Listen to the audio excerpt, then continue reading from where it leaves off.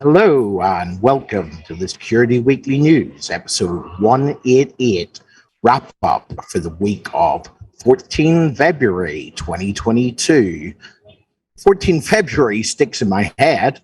Not that I had someone to actually have dinner with that night, but there was lots of very cheap chocolate after it. So I hope yous that did not have someone to buy chocolate for managed to get lots of cheap chocolate the following days. Okay, so I'm here on location at Warner Brothers Studios in London, England, and we have Ukraine and Russia, Iran, Phishers, WordPress, MFA, and a free crypto scan, as well as all the show wrap-ups on this edition of Security Weekly News Wrap-Up Show.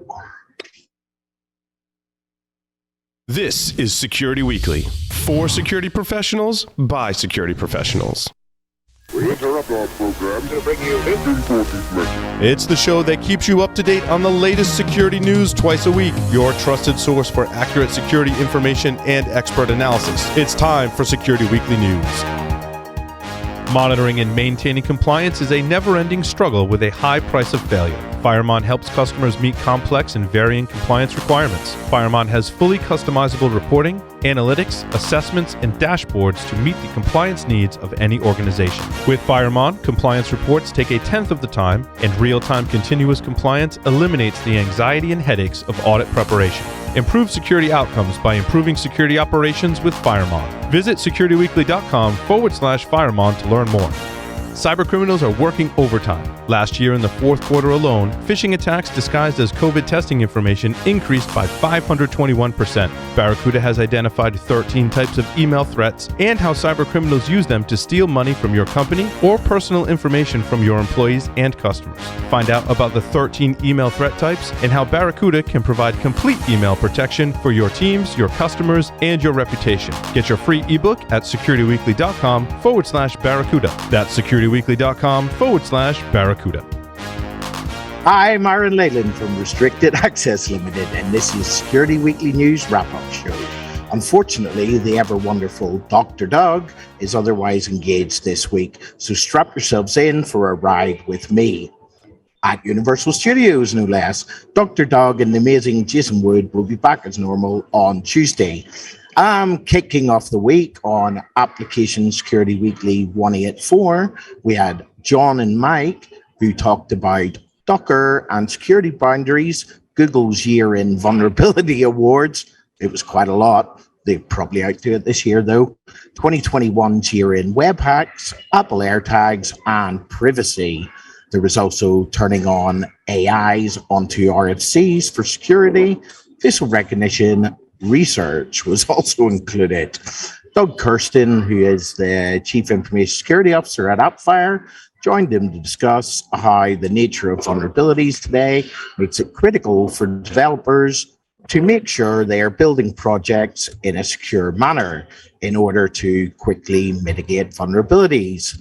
The legend, which is John Kinsella, has, I'll just tell you a quick story. I was looking for the show notes for all the shows today, and this happened. So John Kinsella's picture that's up there has a look of the British comedian Jimmy Carr. So get him over there, steal that photograph, and make some hopefully kind memes and drop them on our Discord server. Okay, on Business Security Weekly number 250, there was Ben, Jason, and Matt, and they talked about, in the leadership and communications section, about 5 leadership lessons General Marshall can teach us. I don't know who General Marshall is. I hope you do. Possibly I'll research that later when I'm not on a Harry Potter tour. Okay, they also talked about cybersecurity incident response, the 6 steps to success, and also 6 effective tips to politely say no. Apparently that actually work. I don't know, what's wrong with just a good no? It's like, why do we have to give reasons all the time? Anyway, also there was how to move from legacy GRC processes and a system to a more automated approach that promotes visibility, agility, and alignment It's definitely made up by marketers, that, isn't it? From assessment to boardroom. They had on the show this week John Wheeler, who is the CEO at Wheelhouse Advisors, and also great Irish name, Padraig O'Reilly. Hopefully I said that right, Padraig. And how you pronounce it is how we pronounce it in Ireland, but who knows these days. He's the Chief Product Officer and co-founder at CyberSaint, a packed show there for your education and enjoyment. On Enterprise Security Weekly 261, hosts Adrian, Katie, and Tyler. I cut the R off Tyler there and nearly called him Tyle, but I get in trouble. Discussed enterprise security news. Secure Nix raises $1 billion in Vista-led round. Apparently they had a unicorn's what someone told me.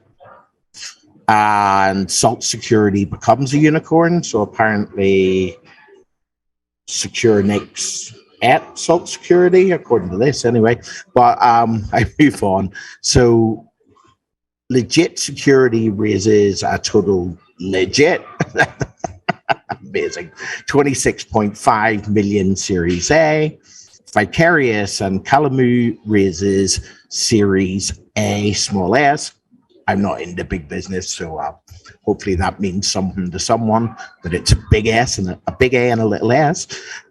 They also talked about Permit.io, KSOC, Titanium, Canonic Security, Allure Security, and Secure Things, who all picked up on seed funding.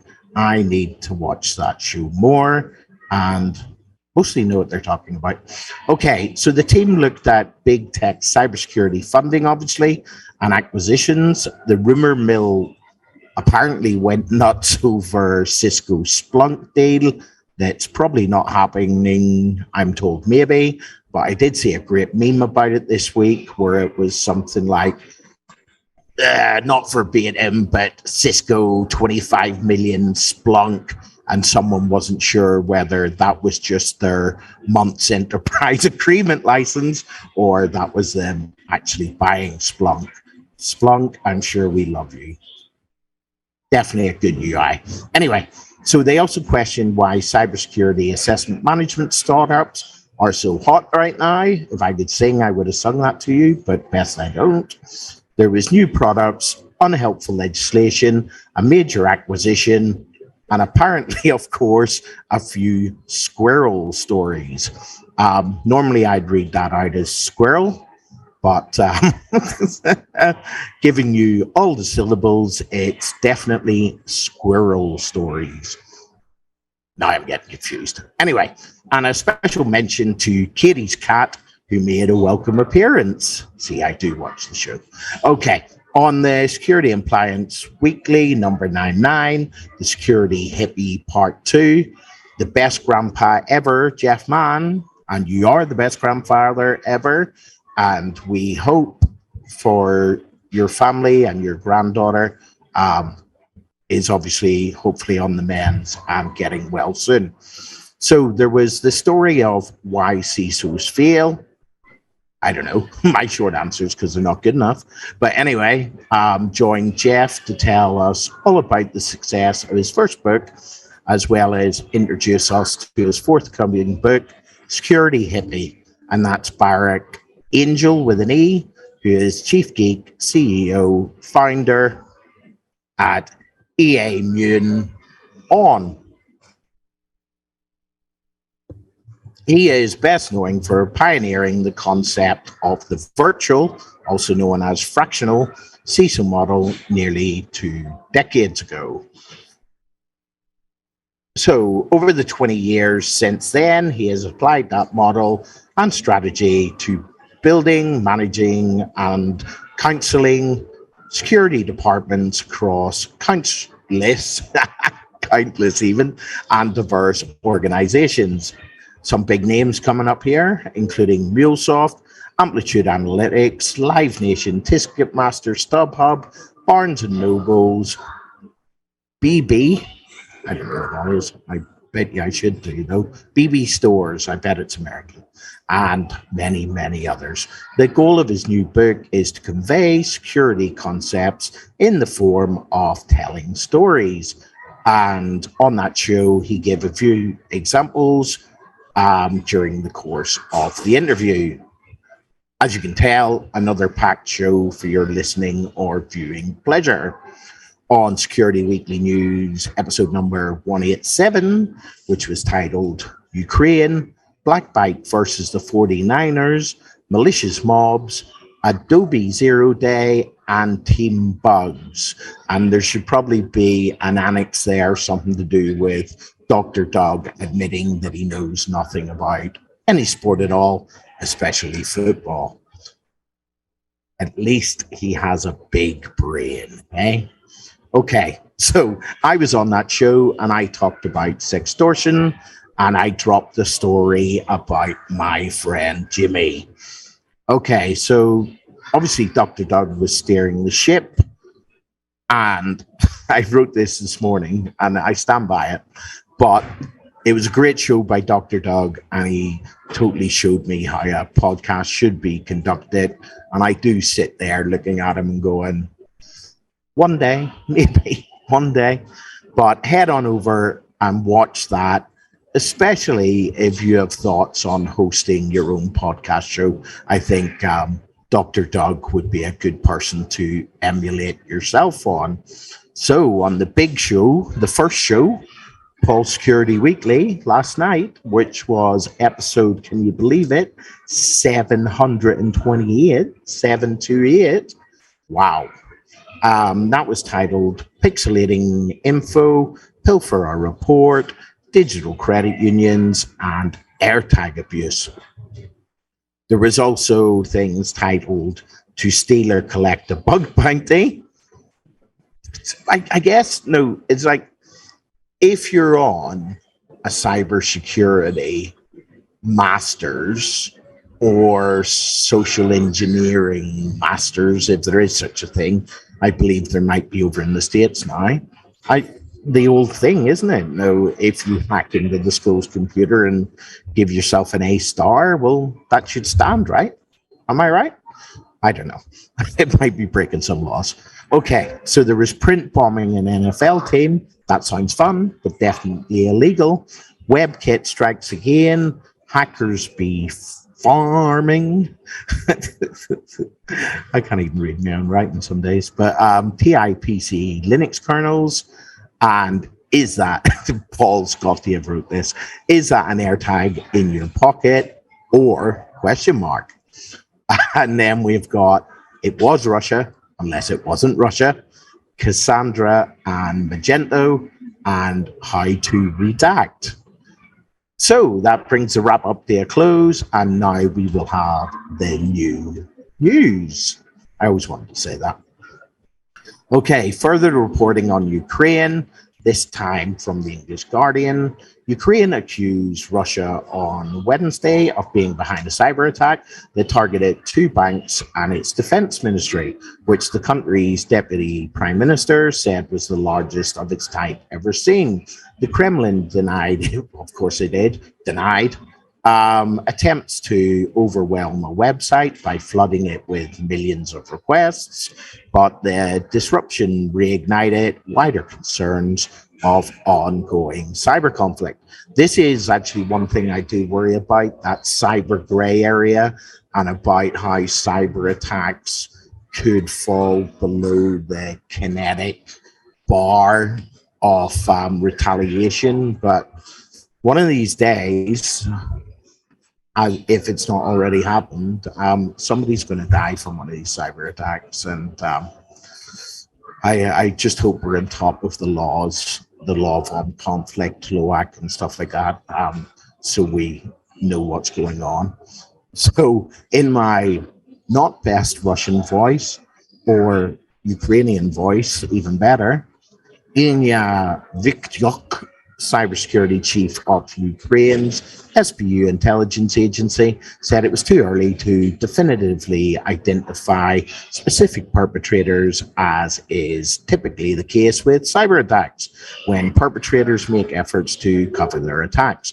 But the official added the only country that is interested in such attacks on our state, especially against the backdrop of massive panic about a possible military invasion, the only country that is interested is the Russian Federation. I concur.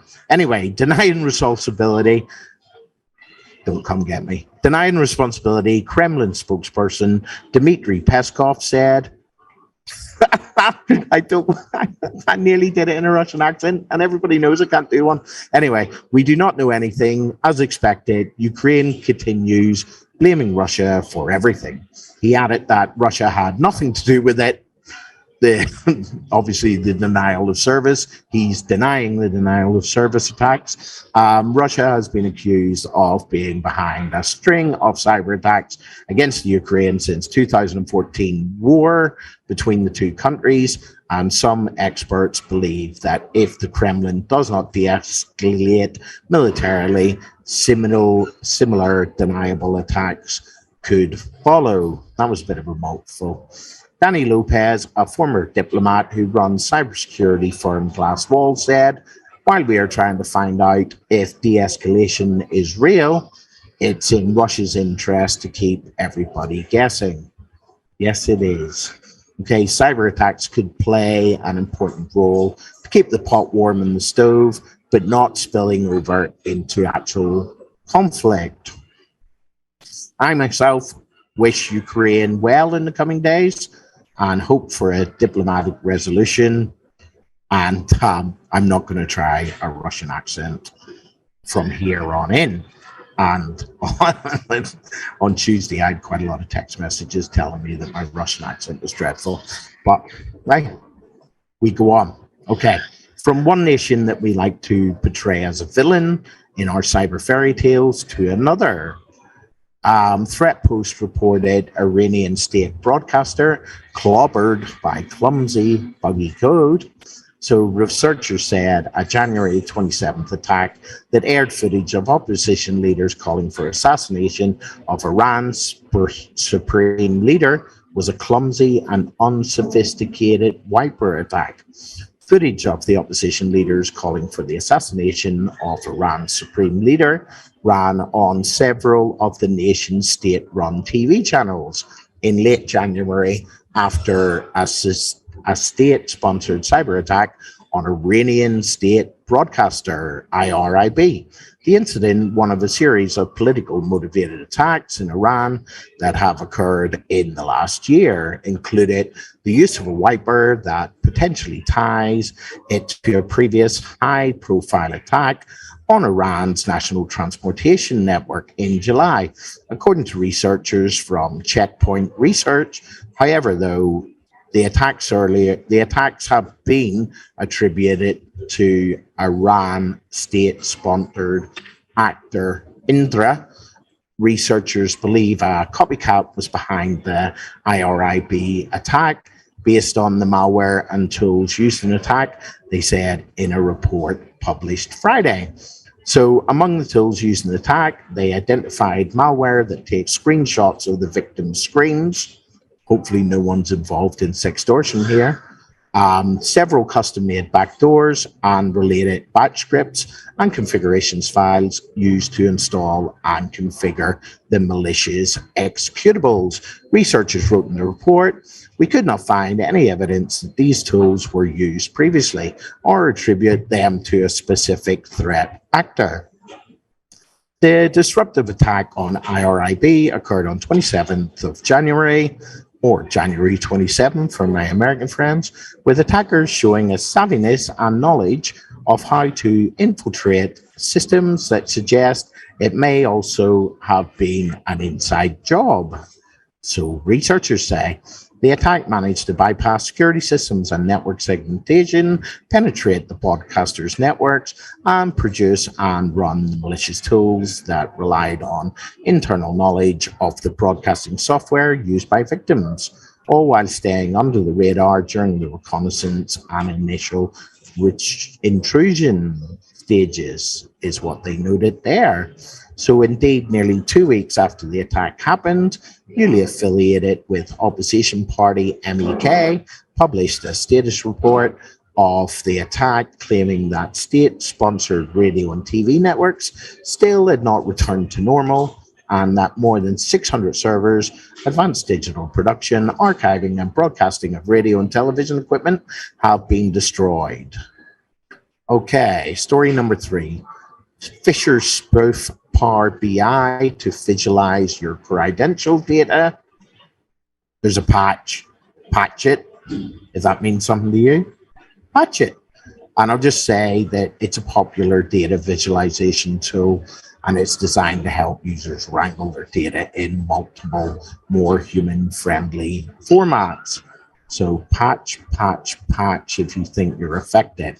Story number 4, vulnerability found in WordPress plugin with over 3 million installations. I could probably add this quite often to the show, shall we say. But updates have been released for Updraft Plus, a WordPress plugin with over 3 million installations after a vulnerability was discovered by security researcher Mark Montpas.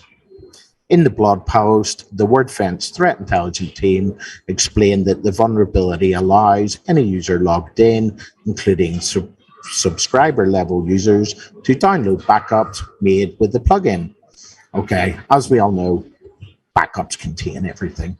So that's very, very bad.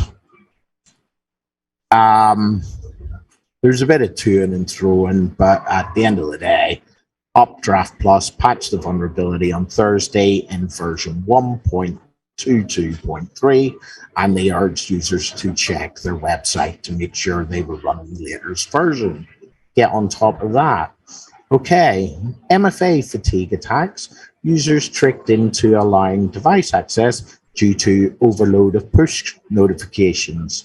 Okay, I'm just going to give you the headlines of this.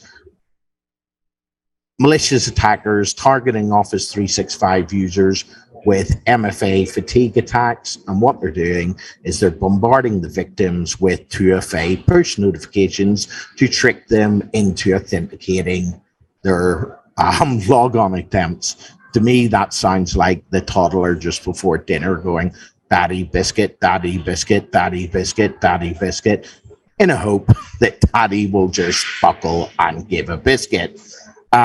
So it was research from Ghost Secure. Look on over on the show notes if you want more details on that. It's actually, it's pretty interesting. It's really good. Let's see what I wrote right at the end of this. Yeah, so it just says that in the end, they can't see through the notification overload to spot the threat. Okay, final story. And while no children I ever have will ever go to the university, as my crypto portfolio is looking very sad, and then to make my life worse, there's a FreeCryptoScam, a new cryptocurrency scam that lends to installation of Backdoors and Stealers. January 2022, Threat Lab Z research team, I actually not too sure how to say that. It's like Threat Labs, I think. Research team identified a crypto scam, which they have dubbed FreeCryptoScam. In this scam, the threat actors targets crypto users by luring them with an offer of free cryptocurrency. When the victim downloads the payload, it leads to installation of multiple malware payloads on the victim's system, allowing the threat actor to establish backdoors and/or steal user information. In the campaign, you see Dark Crystal Rat, DC Rat or DCR Rat being downloaded, which further leads to Redline and TV Rat being downloaded and executed on the victim's system. The blog, that's like, that wasn't even Irish, English, or Russian. The blog aims to explain various aspects of the campaign that Threat Labs team has uncovered during the investigation and technical analysis of the drop payloads. End of the day, there's a great write-up over there for technically minded people. So if that floats your boat, I've put the link in the show notes. So that's it for the news wrap-up for the week of 14 February 2022. I hope you've stocked up on chocolate. Doug and Jason will be back on Tuesday. So be sure to tune in. Thank you.